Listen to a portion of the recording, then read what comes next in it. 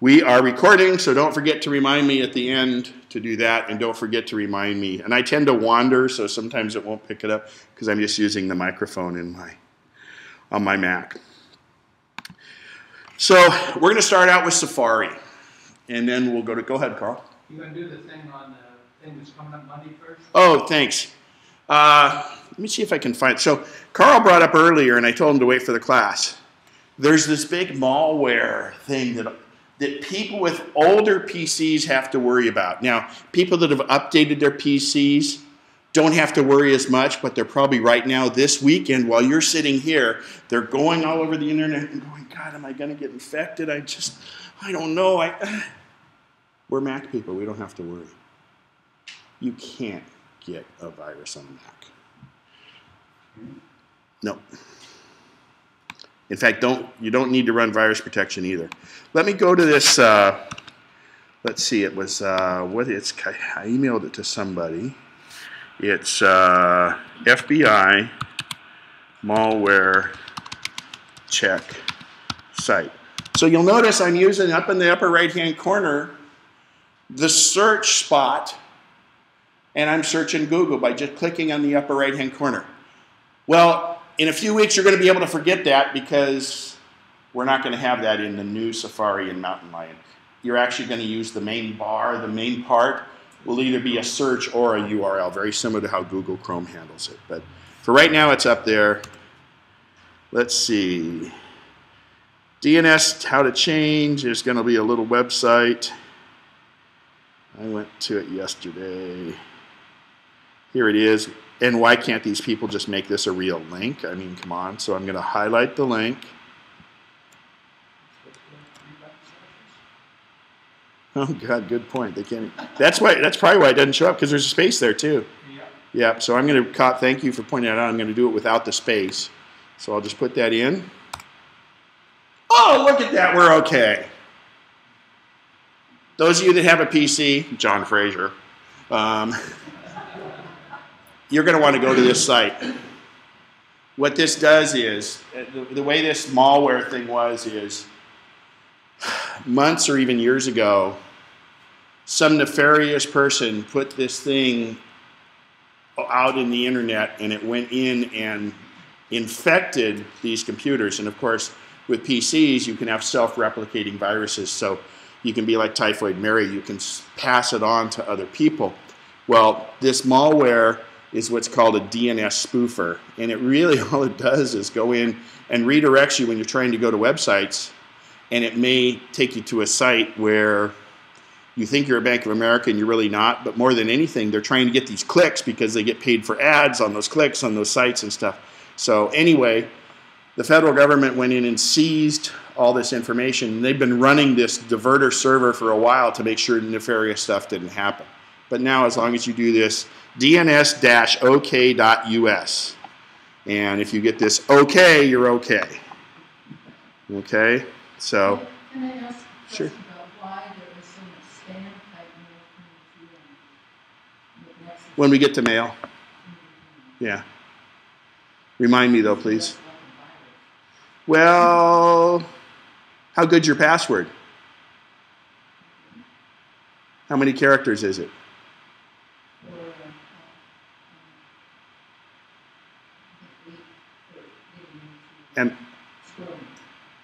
And how many is there any portion of it that's a normal word? Any of it partially your username? Huh? A name that's your name? No. Okay. Yeah. It happens. I mean, and sometimes, I mean, it's just, okay, let's go into that. So, spam.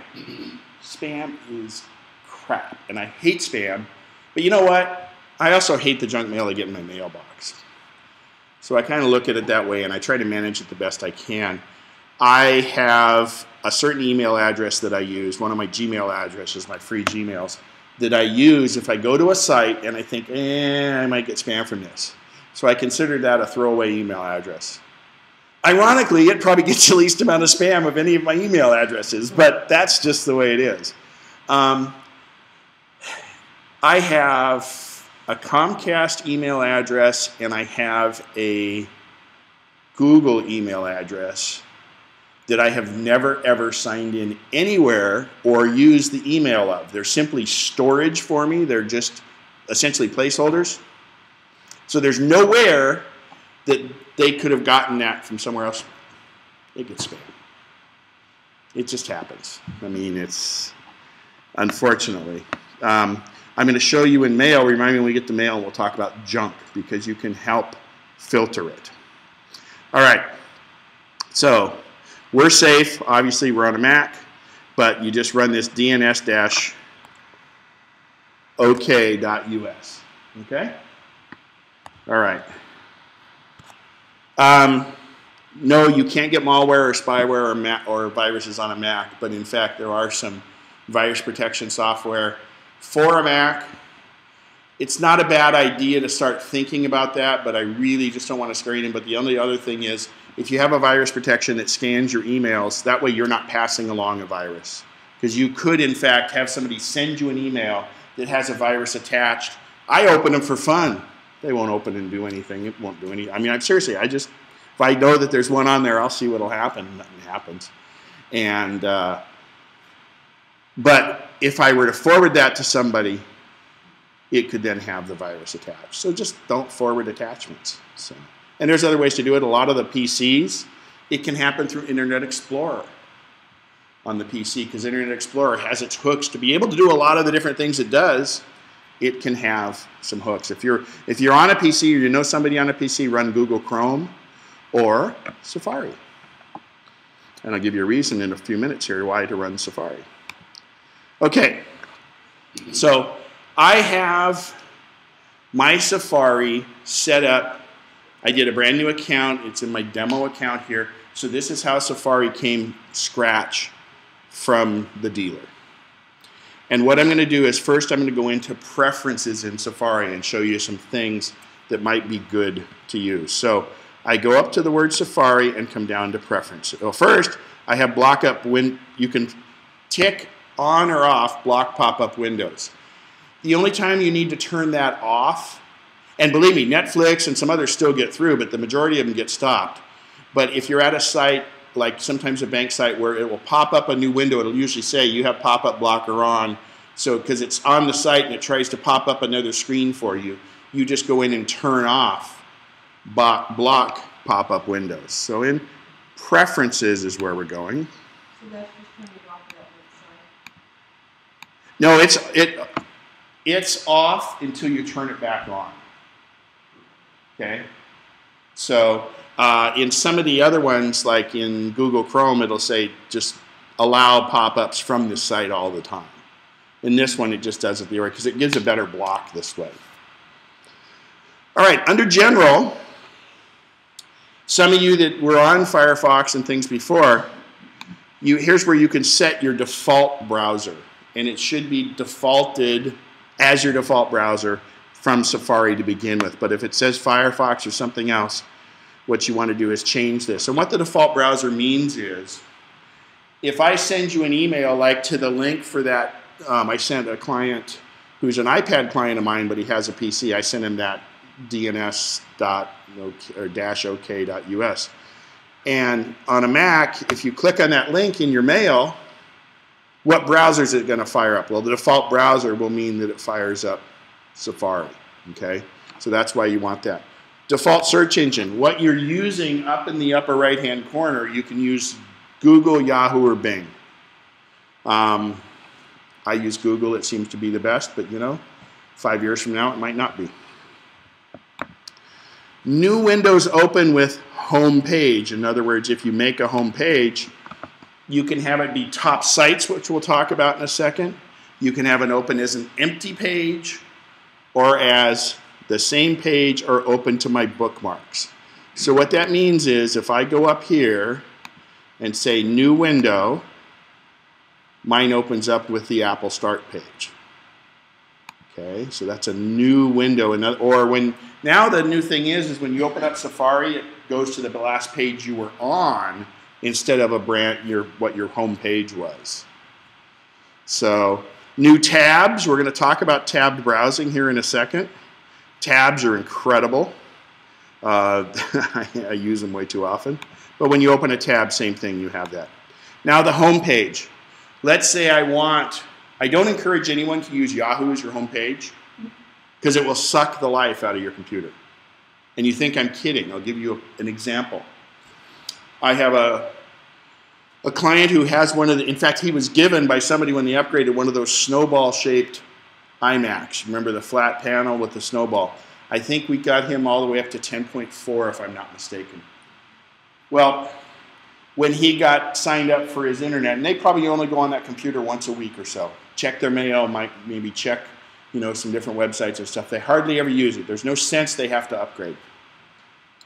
But when they signed up with AT&T, SBC, whatever, it made Yahoo their home page, which is where they can get their mail if they don't use Apple Mail. Well, when he fires up Safari, his Yahoo page comes up. And he gets the spinning beach ball of death until he shuts down his computer. It can sit there for hours and hours and hours. Safari, using the Yahoo homepage, slowed the computer down so much. The entire computer, not just Safari, but the entire computer was unusable. There's so much flash, all those ads. In fact, let's go to a, let's risk it. Let's go to a Yahoo homepage here. And especially the email page. This isn't as bad, but if we go to, well, look at these ads on the side and all this flash, all this garbage going on, slowed his computer down so much it was unusable. The only way I could solve it was to disconnect his computer from the internet and fire up Safari, not connected to the internet, and change his home page, because every time he fired up Safari, it's going to go to Yahoo, and then boom, let's just lock it shut. So anytime he still goes to Safari or Yahoo, it does it, but I made him have a new home page. I used the Google home page because, you know, you want to search, and Google is, it's such a simple page. There's no flash going on. It's really simple. That's why it loads so fast. The Apple page isn't bad because Apple doesn't use Flash. They use a newer thing called HTML5. YouTube, when you used to go to YouTube videos, it was run by Flash. Well, Flash is something made by Adobe that web designers could put videos or audio on a website. The newer technology is to use HTML5. First of all, it's open source, so anybody can use it. And Adobe doesn't have to make updates for it to make it work, and you're constantly getting your update. You know, your Adobe Flash needs updating and all this. HTML5, if that Yahoo page had HTML5, his computer would still be able to work on the Yahoo page. So, Flash kills everything. There's a reason why when the iPhone and the iPad came out, Steve Jobs really pushed, says, no, we're never going to do Flash on these devices. Because instead of a 10-hour battery life, this will be down below 2. It uses too much of your computer resources. If I have some websites up with Flash on, my fan on my computer just starts whirring away. So, stay away from Yahoo is the moral of that story. Let's go back to our preferences here. So when I navigate to the page I want, if I say set, remember I'm on the Google home page right here, right? So when I go here and I say set to current page, change home page, now you'll see it's Google. So my home page is Google. I'm going to put it back to what it was. Remove history items. Question. Go ahead. If you go to Google as your home page, when you put things in that you want on that home page, insert different, Well, like weather and 3 days ago I would have said yes. But there's something changing with the iGoogle. So, but there's other ones out there. I mean, I think you can still go to Google and do a home page. I just don't think it's called iGoogle anymore. They've been doing some changes. Go to Google and say make this home page or something like that. Google News is a great one, for instance. If you just go here to Google News, you know, that's a great one. And then you can say, well, just give me the US edition. And you've got that. And you don't have all this flash crap going on. Okay? They're very good. Oh, personalize this right there. Personalize Google News. You can make a Google homepage. I just don't know where it is right now because, like I said, I haven't had a chance to investigate it because it's been 2 days since they ended, quote, iGoogle. Good question, though. All right. So remove history. Remove history is, you ever notice you go to a web link. In fact, let's do this. Let's do a Google search. So I'm going to use my Google, and I'm going to say apple pie, because we're going to use that later. Now, you see this Google search here. I'm going to click on this one, and this one, and this one. You see how they turn a different color? That means I've visited the sites because I opened them up over here already. I snuck that in on you. I opened those sites. So now they're a visited site. That is your history. So if I go back here and I say clear history, manual, let's see. I can do it after 1 day, 1 week, 2 weeks. I kind of like that because when I'm doing a search, I can go back and go, yeah, I've already looked at that page because it's purple. Okay? Save download file to the downloads folder. This didn't used to be the case. Safari used to save it to your desktop. This is the best place to put it, but that's completely up to you. It saves everything. Then remove download list items. I say leave that on manually. And what that is this little download thing up here. So it shows I got a membership PDF there at one point I downloaded. I like to have that history up there. And then open save files after downloading. Come on in. Open save files after downloading means if it downloads and it's like a PDF or something, it'll just open it for you. You don't have to go find it on your computer. You know what? Safari is all about convenience for you guys and for me. And let's let it be convenient. Okay? So that's the first pref pane is what they call it. Quick question. Yeah. The new history items manual, how would you turn off the purple for history? Well, you can go through and clean it. Let's see. So you can go over here to the downloads, or this would be if you're in Snow Leopard or Leopard, it'll be a little. You go up here and it says Window Downloads. It'll say go to the Downloads window, and you can just clear here. You're talking about the downloads or the history? I'm sorry. Well, on the history, you can go over, and I do it 1 month, but you can go up here to Safari, and you can go Reset Safari, and then you can hit Clear History. Okay, well, this is a good aside because I was going to get to this, but let's do it now because it falls in with what we're talking about. You can make your browsing in Safari completely anonymous, completely secret, completely with no history. And you do that by going on up to Safari and go to Private Browsing. And when you select Private Browsing, there's no cookies following you anywhere. Cookies are these little things that I find very useful. If I'm looking at a website and I want to go back, it says, oh yeah, you were looking for coffee makers 2 days ago. Here's the coffee makers. Like when you go to Amazon, how do they know that you just happen to be looking for something? Or Google, you were looking for this earlier, so you're doing it now. I don't find that. I find that better than spam and stuff because it's targeted to what I was doing. And I can turn it off or I can look the other way if I want. There are cases, I'll give you an example. Let's say you and someone in your household share a computer. Ideally, you should have 2 separate users. But let's say you share a computer and that other person's birthday is coming up and you're searching for a, well, let's see, I'm not married, so I could say I would be searching for a new washing machine for my wife's birthday, right? That would get me in trouble. Anyway, you don't want to know what's going on, so you browse privately, and then they can't come back and say, I know what I'm getting for my birthday because they were searching for a washing machine, and then you're ready for it and say, nope, diamond ring instead. So that's private browsing. And you turn private browsing on, it stays on until you turn it off. The other one is what's called Reset Safari. So if we open Reset Safari, we get this list of things we can clear. Sometimes you'll want to do this if Safari is acting up, and it's usually because of some website caused Safari to just kind of get all jumbled. But you can do whatever you want here and clear it. You may lose some of your cookies, you may lose some of your saved passwords, which we're going to talk about in a second too. But anyway, this just really clears it up. And the last one is empty the cache.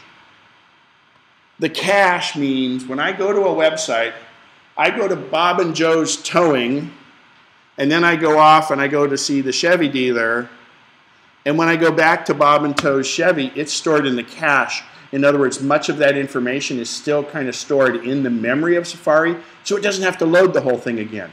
Sometimes that'll happen. If you've ever noticed, you go to a video, you go away, then you come back to the video. It doesn't take as long to load because it's stored in the cache or in the small little part of Safari.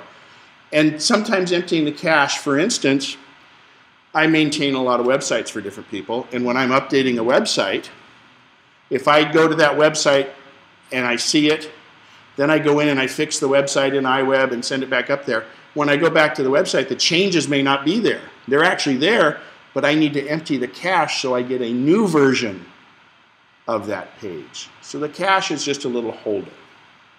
All right? I know I speak fast, so you guys can always slow me down too. Let's go to the next one, is appearance. And you know what? I leave this stock because Apple knows best as far as I'm concerned. But you can, now fixed width fonts, standard fonts. Generally speaking, these days, the web designer tells you what font the web page is. This would only be if, for instance, it's a really weird page, it'll make that. So I would say you can spend a lot of time here, and frankly, I don't think it helps much at all. It's very usable and very readable the way it is. Bookmarks. Bookmarks, those of you that, if you used Internet Explorer, or I think on Firefox, are they called favorites or are they called bookmarks? I think they're bookmarks in Firefox. So that's essentially places you've visited. Now, bookmarks used to be a big thing, but by the end of the Safari class, I think I'll show you how bookmarks become less important, and there's other ways to deal with common places you want to go rather than just an old bookmark. Because how many are like me where you've got this endless long list of bookmarks and man, I'm not going to bookmark this. I got too many of them in there already. I never go to them. I go start typing in the website. The nice thing is, if you do save a bookmark and you start to type it in at the very top of Safari, well, let's do this. Let's do, okay, here we are. peachloveapplepie.com, okay? So I probably haven't got that in my bookmarks. I'm going to go here, and I'm going to say save to my bookmarks menu, save, okay? So now I'm going to get rid of this page, and I'm going to open a new tab, and I'm going to start typing peach. And it knows because I bookmarked it, it starts auto-filling it. Now, yes, it auto-fills it because I was just there a second ago, but in fact, it will start auto-filling what you have in your bookmarks. So, and you'll notice here, I have choices. I don't know if you can see that very well.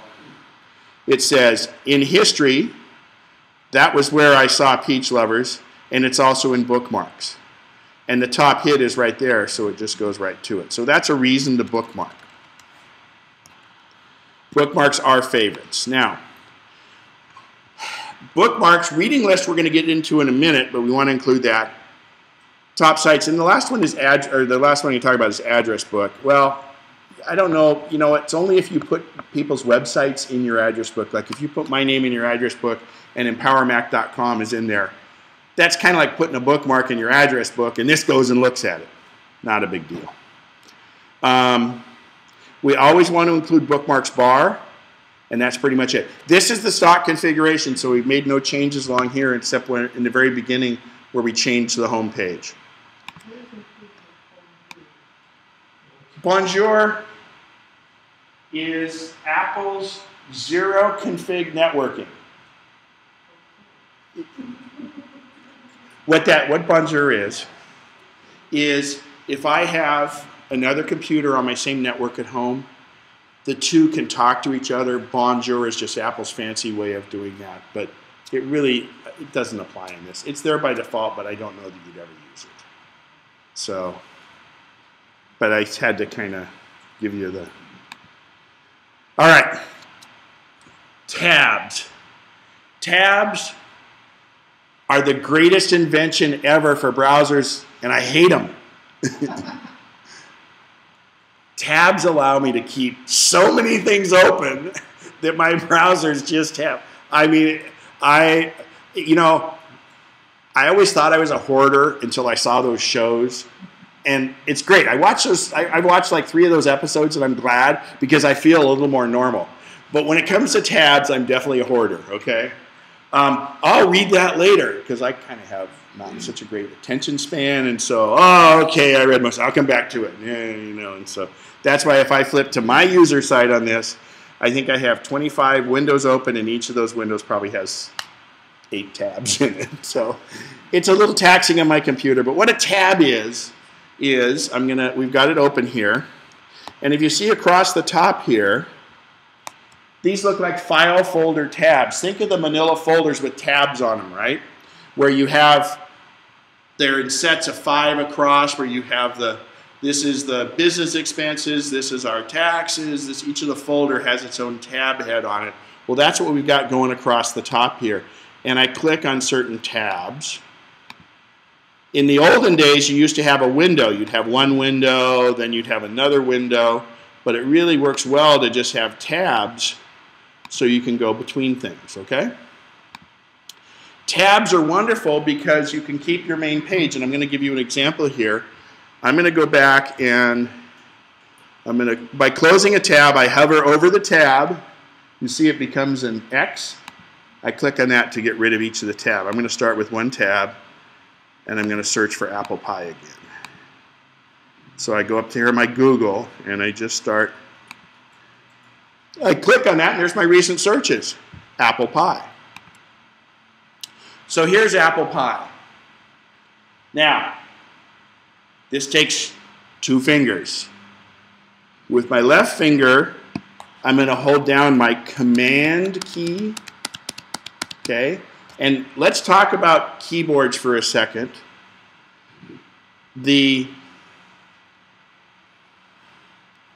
keyboard, okay.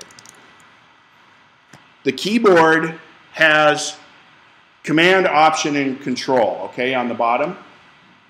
And they're what's called modifier keys. Well, forget that's what they're called. Think about the Shift key. When I hold down the Shift key, I'm going to type in right up here. When I hold down Shift and hit A, it makes a capital A, right?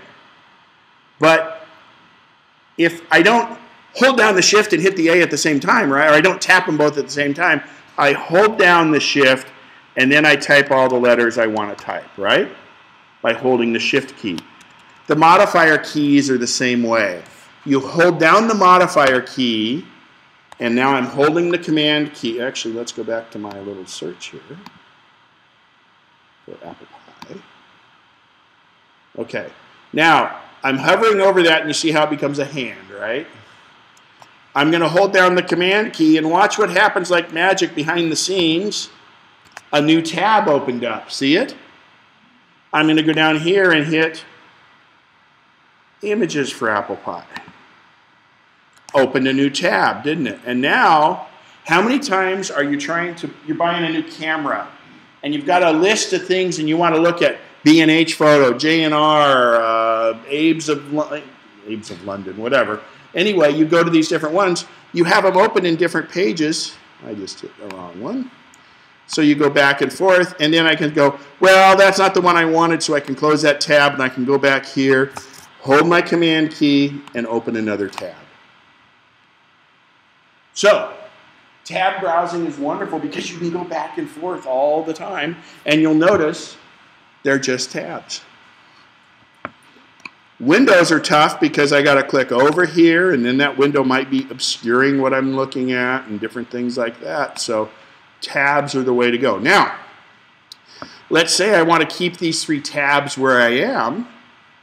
I go up here to File, and I go New Tab.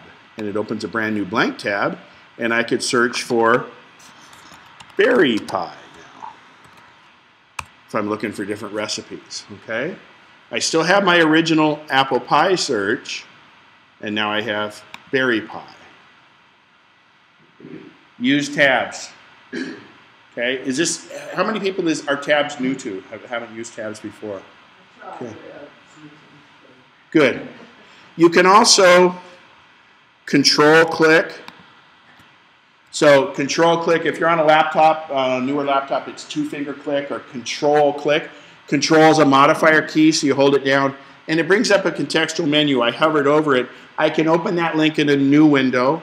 I can open it in a new tab, but it's so much easier to just control click on it if I'm going to open it in a new tab. Okay? So that's tabs in here. I leave the setting like this, open in a new tab, because otherwise I hate it if I'm on a Google search like that and I say open a new tab and it takes me right to that tab because I probably don't want to open 3 or 4. So these are the settings you want. Open tabs instead of windows, or actually don't select new tab. I'm going to show you what happens. When I hit that, I'm going to go here and we're going to click on this. I'm going to command tap and look at this. See, it takes me right to it, which I don't like. But that's your own preference. Again, the way it's configured here, I believe, is how it was stocked from Apple. All right, RSS. We're not going to waste any time on that. RSS feeds are something that you can get updated news. For instance, it's a website and they can let you know when an RSS is real simple syndication is what it stands for. It means if I have a RSS feed in my desktop and somebody, let's say it was the MacNexus homepage and it had an RSS feed. Oh, when they put a new article up or something, you can get notified and it'll reload. But there's so many other features in Safari we can go through that you're more likely to use. Autofill is as important as tabs. Why do I say that? Well, I'm terrible with typos. If I'm a brand new, go into Amazon.com and they ask for my address, they ask for my phone number, I'm likely to screw it up. So, by default, it is unselected where it says usernames and passwords.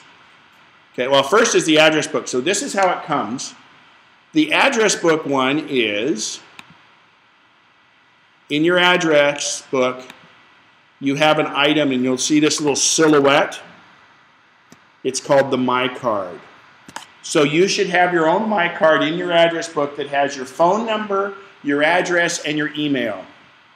So when Safari goes to a website, if the website's properly formatted and it asks for your name and your address and all that, it'll say, oh, do you want me to autofill for you? Or sometimes it does it automatically, but you're going, it's the first time I've been here. How do they know where I live? Well, wait a minute. Something's wrong here. All it's doing, Safari, it's got its hooks in, and it can go read your My Card in your address book and fill in that information for you. How simple is that? The next one that's very important is select usernames and passwords. This way, when I go to a website, okay, how many people here have ever forgotten their password for something? Okay. It will remember your username and your passwords for most sites. Now, when you go to a site and you ask it to remember your password, it will say, a pop-up will say, do you want my keychain to remember your password? And if you say yes, it will. Your credit card and your bank sites will not store your password. Your password's protected inside your keychain, but in fact, the bank sites have special levels of security so that they won't store your password. The most they'll ever store is your username. Okay? So you don't have to worry about it. And here it's, again, convenience. My God, let the computer put it. It hides it in this keychain, so you're not going to see it. The best part about having it in the keychain is many times, who's been here I've had to go over and we had to go into the keychain to find your passwords because you forget what your MobileMe password was or your iTunes password or your Gmail password or your SureWest.net password. We can go in and find those if you tell it to remember your passwords. But we can only go in and get them with your password to your computer. So you essentially have them all locked up. I think this is huge. It really makes a huge difference. And it comes off by default. This is how it comes by default. Apple, errors on the part of security, and they want to make sure everything's really locked down. The whole idea is that way they don't get blamed for something, because you know how that is. But go ahead and select it. Okay? When you select that, does it automatically put things in the keychain? Only when you go to the site and say save this password. Oh, I see. Okay? So, in fact, let me see here. I was working on... It's in your address book. The address book? Okay, I'll show you. So, if I go to address book, okay, believe it or not, up in here you can say go to my card, and it goes to your card. Now, if you don't have a my card, it'll say make this my iCard. So what will happen is many times, that's why when you first did the computer, it asked for all your information, and you put in 123 Main Street, and you go, they don't need all that crap, and keep going. It stores it in address. Go to your name and address book, and see if there's a little silhouette like that. See this thing right here? That will only show up on the My Card. And if your My Card isn't complete, go ahead and complete it, because later on, take me home.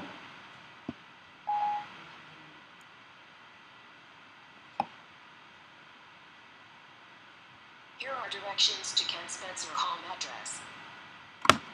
That's using my iCard, my card in my address book here. You want to help Siri as much as you can. But that's, again, it's what Safari uses to autofill. So spend some time.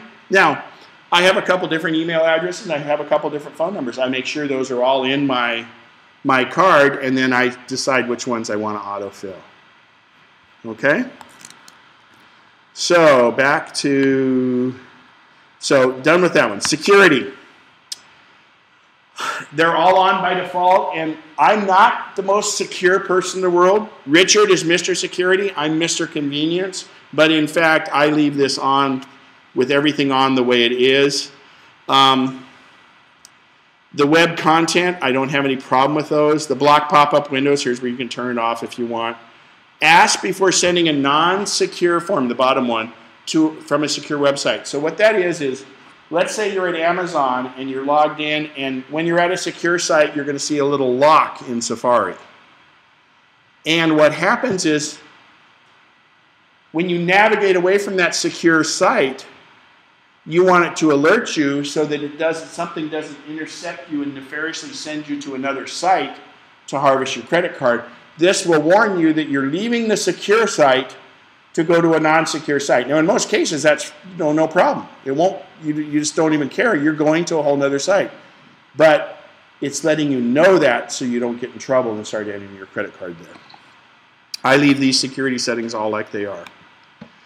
Privacy. I can go through right now and remove all websites and data. There's 76 websites, stored cookies, and other data details. If I want to clear this thing out, I can do it right here. Block cookies. This is the default setting. I say block cookies from if I'm at a site, let's say I'm at, Amazon's a good example. If I'm shopping for coffee makers, and then a week later I come back and the one I was looking at, the price dropped, it might tell me. Well, that's all kind of done through a cookie, okay? And cookies can be beneficial. Cookies can also kind of follow you around the internet, but I don't go anywhere where I care if they follow me where I'm going anyway. So, and it won't let advertisers follow you is the thing. Location services, that's actually like using the Google Maps and things like that to use your information on where you're located, which actually on the iPhone and the iPad it has a GPS. On this, it goes by where your IP address is. How many times have you done a search, or you're on a web page, and it says, here's the Chevy dealers in Sacramento. How does it know I'm in Sacramento? Actually, it just knows you're in a broad range, that the IP address, wherever the church's internet goes to the internet through SureWest, and they know that that particular IP address is in probably a 10 square, well, even a 15 square mile area. So it just is a broad generality, okay? It doesn't know exactly where you are unless it's the iPhone or the iPad. If your machine's running low, is it a good idea to clear out cookies? Running? If your machine is running slow, Okay.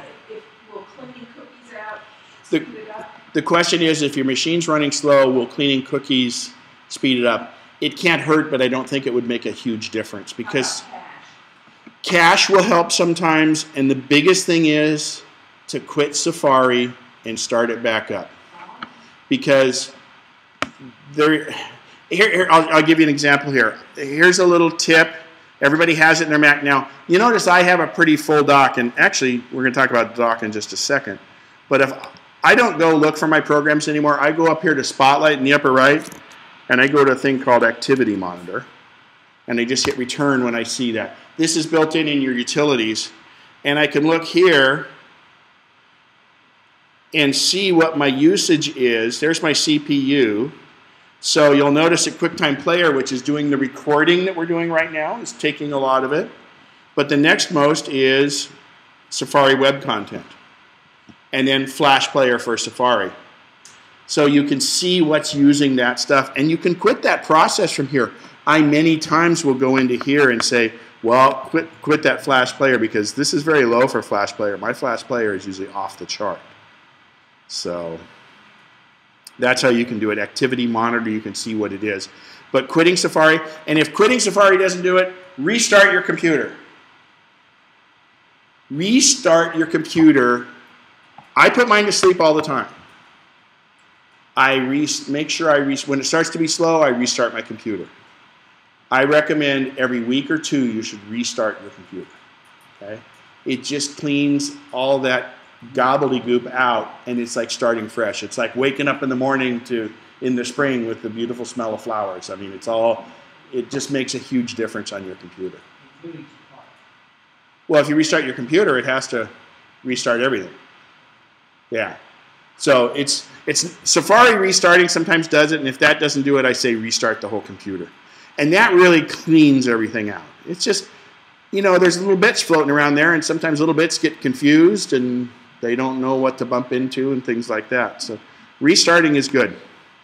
So Does empty cache happen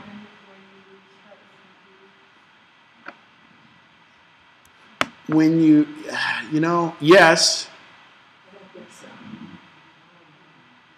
I have to empty the cache. I use a lot. I use a machine a lot. But when you restart, it's still there? Okay. So, no, it doesn't. And I trust her more than I trust me.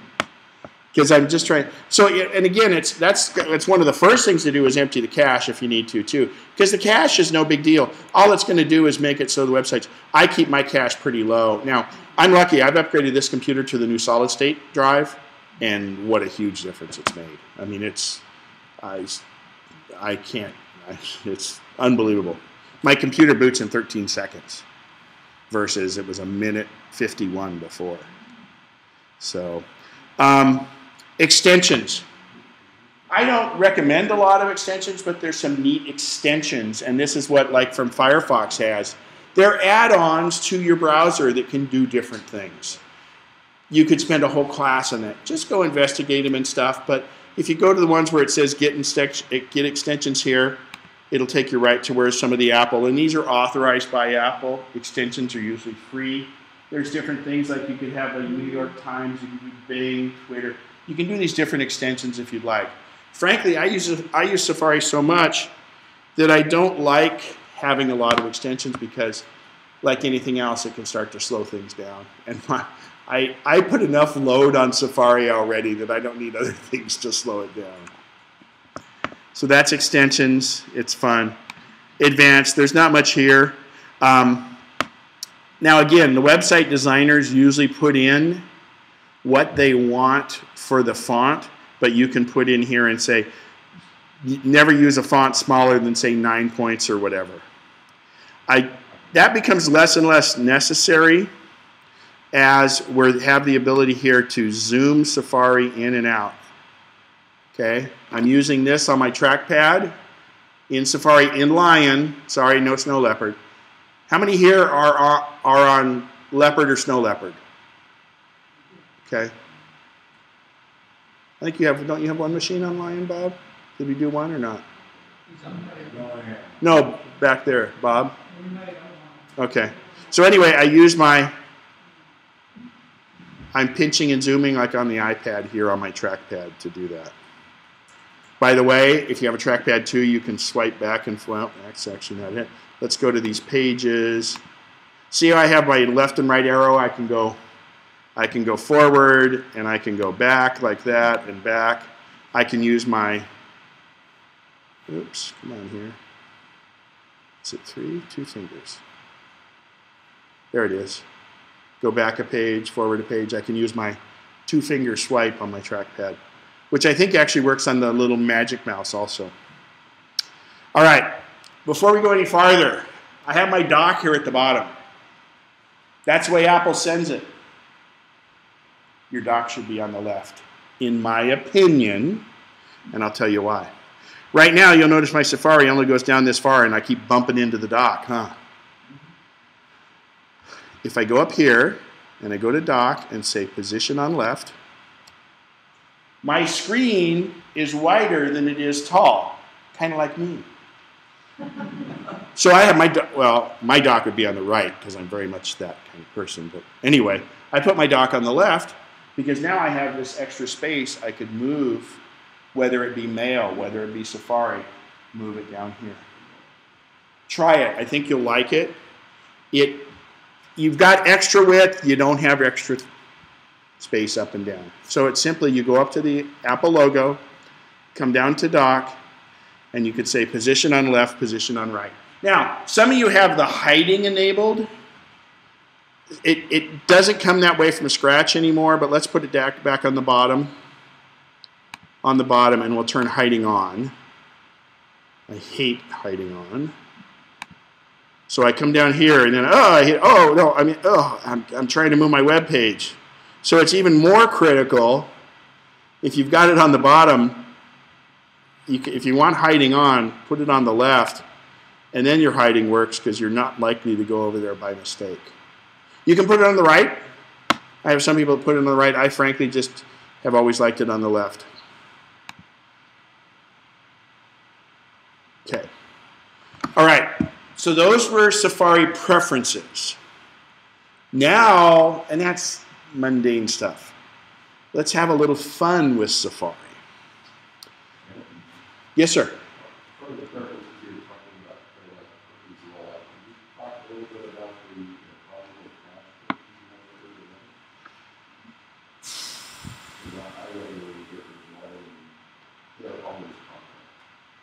Yeah, and it's all Flash, and that's the okay. Steve Jobs was very adamant against Flash, and it's because of the problems it causes and everything. So Flash is becoming less prevalent, and I'll tell you, in the video world, which is what Flash really is, video on a computer, you follow 2 industries to find out what the trends are. The first one to do any new trend is the porn industry. Because they don't want somebody, they want somebody on their iPad to be able to go view their porn because they're making money off of it. So if you had a porn site that was in Flash, as far as I can tell, you can't go to it on an iPad. If it's HTML5, you can go to it, but you don't see anything. And who's going to pay to not see anything? Who's going to pay to see anything anyway? But that's an all other deal. But so if they make it HTML5, you can view it on an iPad. And by doing that, same with the computer. YouTube learned this a long time ago when they said, we're going to convert all of our videos to HTML5 because that's the trend. Apple kind of pushed them. That's when Apple and Google had a really good relationship. And they said, well, let's change all of our YouTube, because that's owned by Google, to HTML5, and it's made a much better experience. The other one is the advertising industry. Think about this. I told you about how that Yahoo page is terrible, and most of them are ads. Well, if I go to that page on my iPad, I don't see those ads. So the people that make those ads should kick their web designers in the butt and tell them start using HTML5, because I'm paying to have all these ads on your homepage, and nobody can see them because there's a heck of a lot of iPads out there and a lot of iPhones and a lot of Android phones. The one Android phone that did Flash, they're not doing anymore. In fact, Adobe has dropped mobile Flash completely. It's old technology that's terrible. So the Flash cookies, when you clean the cookies, it should do it. There used to be a thing for Safari called Click to Flash. I don't think it's working right now. I think it got lost in the Lion upgrade. But again, Flash is becoming less and less of an issue over time. Carl? HTML5 is always on. It's transmitted, right? And Yeah. My first iPad, there was a lot of things I didn't do. Now I'm getting more. Is that because they converted to HTML5? Yes, the question is Carl had the first iPad and now he's gone to the new one. And how come he went to websites before on the old iPad and you'd see there'd be a little blue mark there and you'd go, I must be missing something really important. It's probably just an ad. But anyway, now you don't see it as much. It's not that he upgraded his iPad. It's because now you could see those little question marks much clearer on your new iPad. But realistically, what it is more and more sites are HTML5 now. And it took Steve Jobs making a stance and saying we're not going to put Flash in here. And believe me, he didn't do that to piss people off. He didn't do that to just make a stance for that. If you had Flash on your iPad, your battery life would be next to nothing. And the computers are slows it down. So thank goodness this is happening, because HTML5 is not owned by Adobe. Adobe was a pretty good steward of it. You had to depend on them to update it and everything else. And, things change. What happens if Adobe got in financial straits? They would never update Flash, and HTML5 is an open standard, which means anybody can work on it and improve it, and anybody that wants to can embrace those changes because there's no licensing involved. So HTML5 is really the way to go. Thank goodness. It really is. So fun features of Safari. We all know we can go to websites. I mean, that's what any browser can do. But what are some of the things that might draw you from Firefox to Safari? We talked about bookmarks. Bookmarks can exist as a bookmark, or sites can exist as a bookmark, a part of a reading list, part of your bookmarks bar, and part of a folder. So I'm going to hit those one at a time. First thing on your browser, you have a thing right here that looks like a book. So I'm going to click on that. It says Show All Bookmarks. Actually, let me look. Yeah. So on the left, I have history, which is what's generated by your computer. If you hit Clear History, this would go away. But it does let you see what it is. The bookmarks bar is all this right across the top. Okay? I like to use the bookmarks bar because it's a one click to where I want to go. But I've got a limited amount of real estate there. So I'll come back to bookmarks bar because we're going to show how to utilize that. Bookmarks menu, remember I saved one bookmark. These would be your list of bookmarks. Address book, bonjour, and RSS feed we're not going to worry about. So let's go back to bookmarks bar. You'll see here, this bookmarks bar here corresponds to these across the top, right? But look here. That's got a little arrow by it. Popular's got a little arrow by it too. If I click Yahoo, there's that page. I just go to Yahoo, right? If I click News, I can pick one of the news sites that's in my news folder. Okay? It's a folder that resides on my bookmarks bar. Now, The advantage to that is, like with me, I have about 23 different Macintosh sites Apple sites that I read daily. I can have them all in one folder because then they only take up a little thing that says Mac. I might have bank and credit card sites, and those will be under finance or banks. News, here's news ones. I can add to those. Well, let's show you what it's like here. A really neat thing is I come down here and say open in tabs, and every one of those news sites is now opening in a tab. Now, while they're loading, I can click on this one. I can click on this one. I can click on this one. So anyway, they're still loading. Our internet's a little slow here. But now, sometimes you'll click on that by mistake, and I've done that, and I discovered a way to get back. If I simply hit my back arrow, it goes back to those 5 tabs I had open before.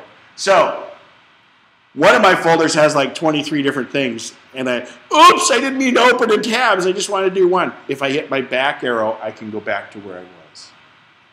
Okay? I'll show you. How do I open in tabs? I go over here to the folder, and I come down, and the last selection is open in tabs.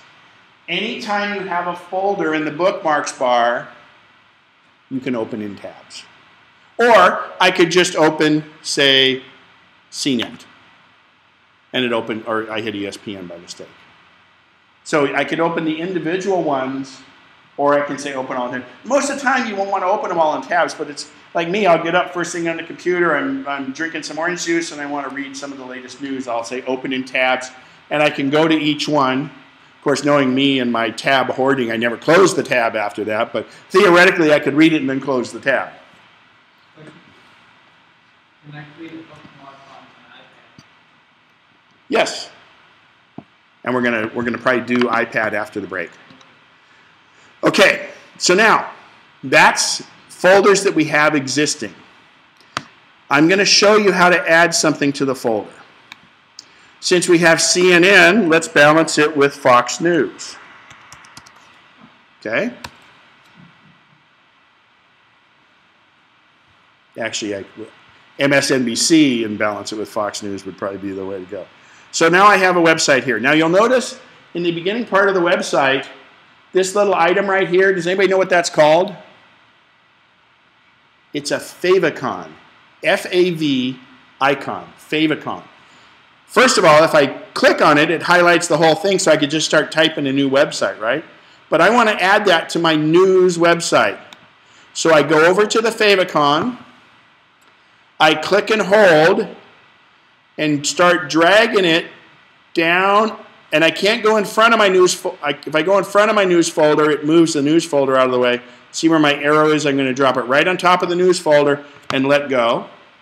Now, it says Fox Breaking News. I can adjust that if I want, but I'll just leave it like it is. Now when I go to my news folder, you'll notice I have Fox News down there. Okay? So let's go to CNBC.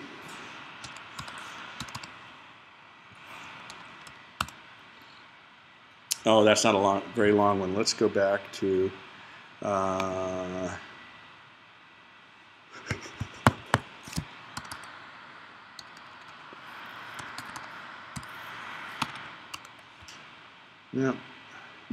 let's see.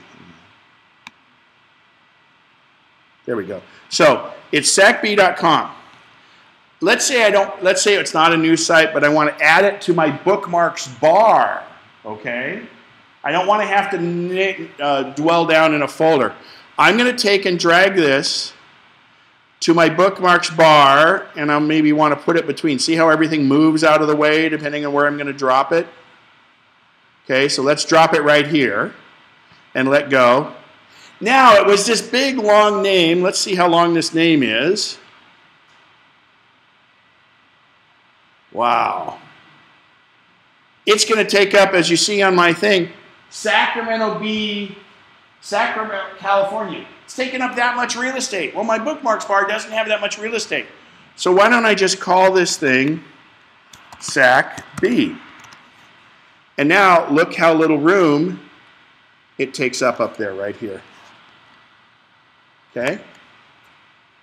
And now one click, and I'm there. Let's say I'm over on apple pie and I click on SAC-B. Okay? So that's the bookmarks bar, and that's where I keep a lot of my one clicks. I could consequently take the SAC-B and put it also in my news folder, and it took it off my bookmarks bar. Because it said, oh, you put it in a folder. Okay. Folders are useful. There's a little bit of a trick to making a folder. We click on the bookmarks.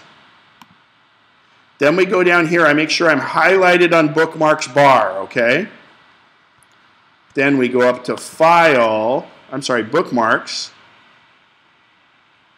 new bookmarks folder, okay? Ah, made it down there. I don't want it there. Test. This is always a bit of a crapshoot. Hang on here. Oh, I know what I have to, excuse me. So let's Command Z. Command Z? Who here doesn't know Command Z? The best combos there is? Hold down your Command key and hit Z. It undoes. I just undid all that. I actually have to go here to bookmarks bar, and I'll click on, say, Apple. Now I go up to bookmarks, add bookmarks folder, and you'll see it adds it in the right area. I was clicking it on the side. So click on an existing thing on your bookmarks, and we'll call this test. Okay, now you'll notice I have a thing here called test. I can move it down wherever I want it by clicking and dragging. So I'm going to go to Apple. I don't want to do Apple because it'll take it out because I have Apple right here. Let's go to MacNexus. We'll see what I'm supposed to be teaching today. So I could take MacNexus, and I don't have to wait for it to finish loading, but I just simply take this over, drag it on top of test, and now it's in my test folder. Okay? So far, autofill, tabs, and bookmarks bar folders to me are key. All right.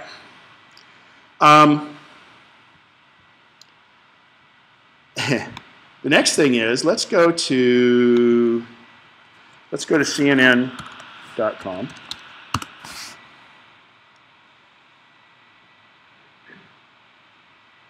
Now I'm just going to go to, I'm sorry if you guys are DVRing the Wind Bulletin, sorry. Finding Beauty, and that's photos. Health. Okay, I clicked on this article.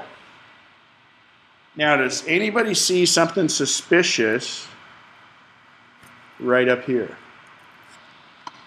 Everybody see what that says, reader? Okay. Reader means, see all this stuff on this page, make a difference, massaging, shocking discovery for arresting joint relief.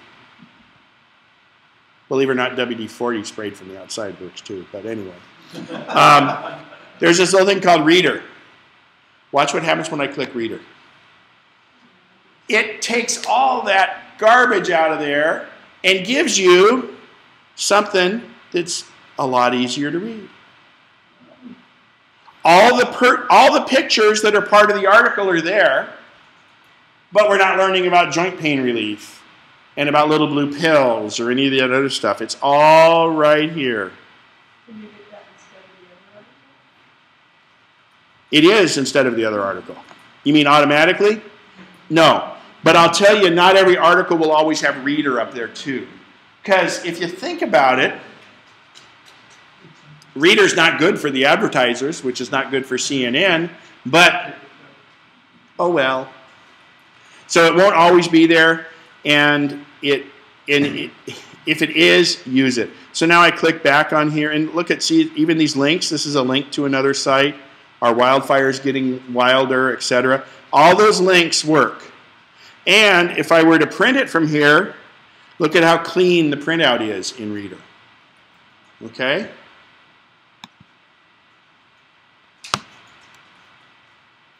This brings up, here's a good example of something we need to do. All right. In Snow Leopard and all those before, whenever you get to a print screen, sometimes it was really small the first time you printed from it, and there's a little disclosure triangle to get the window bigger so you can see how many pages and all that. The first time you print from Safari or Mail, when I go print, it comes up with a pretty simple screen. I click Show Details, and you now are with the bigger screen you're used to where you have many adjustments. Every time after that, you hit Print in that application, it comes up with the bigger screen. Okay?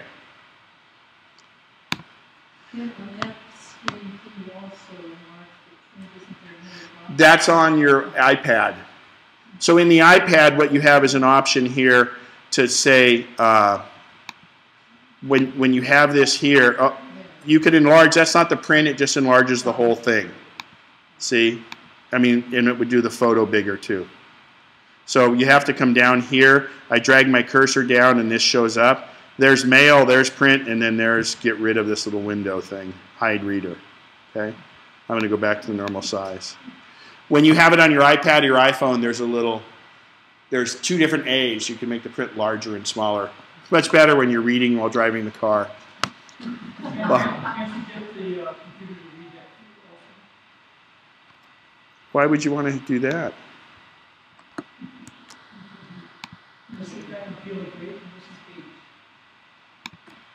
Colorado Springs, Colorado, CNN.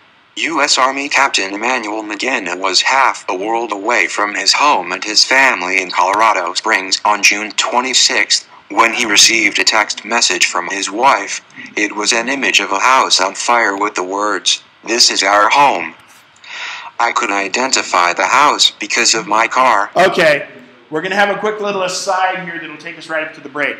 Bob, I'm glad you brought that up. I don't have to be in Reader to do what I'm doing here. It's just easier for you to see it. I highlight the text. I'll just do this. Okay? I highlight it by clicking and dragging. Now I control click or two finger or right click. It's called secondary click on this. And I can go to speech, start speaking. I could identify the house because of my car, Okay. which was in the driveway, he said. I'll give you an example of one step beyond this. Every year I take my mom, she spends 3 months a year in Mesa, Arizona, so I drive her down and leave her there with her car and I fly back. Well, that's a long drive, and I don't need to listen to her the whole 11 hours, so I have one of my headphones in when I'm driving. And I take, I remember last time there was a huge, I had like a 5-page Vanity Fair article that I didn't have time to read because I would have stopped after the third paragraph and moved on to something else. But I'm bored, I'm in the car, so I did this thing called Add to iTunes as Spoken Track. Okay, so what I've highlighted, I can add to iTunes as Spoken Track. So then when I put my iPad or my iPhone and I sync it with iTunes, this guy can read it to me. Or if you choose a female voice, she can read it to me. So I'm going to do this. Alex is the voice. I actually like, I think it's Samantha. Let me see. Well, no, Siri's my girlfriend. Siri on the phone, Siri is my girlfriend. There's no question about that. God, who is it? Maybe I think it's Victoria. Isn't it nice to have a computer that will talk to you? Isn't it nice to have a computer that will talk to you? Yeah, so we're reading this article about Grim Homecoming, and some sexy voice is telling me about, oh, the fires went up here. Isn't it nice to have a computer that will talk to you? I'll show you in a Isn't second. it nice to have a computer No, I that think will it's talk Victoria. to you? Or it's Vicky, I think, rather. Isn't it nice to have a computer that will talk to you? So let's go back. Let's turn Reader off because that might confuse everybody a bit. I'm going to just highlight whatever text I want, right? Drag and highlight. See, there's the problem. It starts doing all this crap. So let's go to Reader, and let's highlight. And actually, I can hit Command A or Command A, select all. See up here, select all. Command A. Now it highlights everything, right? Everything that's on that page. And now, I'm not going to do, that's what you would do for the whole article, but because of time, I'm just going to take the one sentence here, like this, pretend like everything's highlighted, and I hit Control-click, add to iTunes as spoken text. I'm going to add it to, oh, hang on here. I want to add it to music. And then, oh, we don't want Alex. Sorry, we want Vicky. Isn't it nice to have a computer So now that I'll will hit talk to continue. Okay, up, ding ding, it's done. So now it's in iTunes. you? I could identify the house because of my car, which was in the driveway, he said. And then I just tell iTunes, or I tell my iPhone when it syncs with iTunes, if I'm saying all my music, fine. Otherwise, make sure I sync this one. So, you can use that reading in everything. Let's say you make a document. Let's say it's an email. You know, you can have the voices, not the voices in your head, the voices in your computer, read you what you wrote, and that's a great way to proofread. Okay? Okay, if it's not in iTunes, the other way you show It just plays. It doesn't store it anywhere. So what did you click on? Okay, I control-click or two-finger or right-click if you have it enabled. In the area that's highlighted, I right-click and I come down here and just say Start Speaking. I could identify the house because of my car, which was And I in the can set the voice driveway, in my he system said. preferences if I want a different voice. All right, I'm going to show you one quick thing here we have highlighted before the break. I'm in, let's take the word preparations. I'm going to control-click on the word preparations. I can look up the word preparations.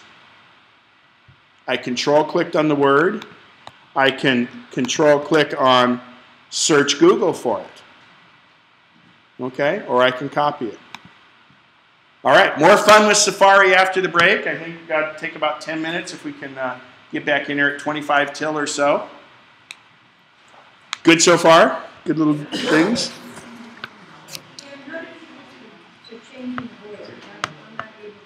You can only, well, okay, so how to change the voice. Bear with me here because I haven't done it in Lion yet. Speech. Go to System Preferences, Speech, and you can change the system to Vicky or Victoria. The place I changed the voice was when I was saving it as a spoken track. Remember how just to speak it, you have to change it in System Preferences. And but if you want to change it when you save it to iTunes, then you can pick the voice. And who reminded me to stop the recording? Can't stop your day.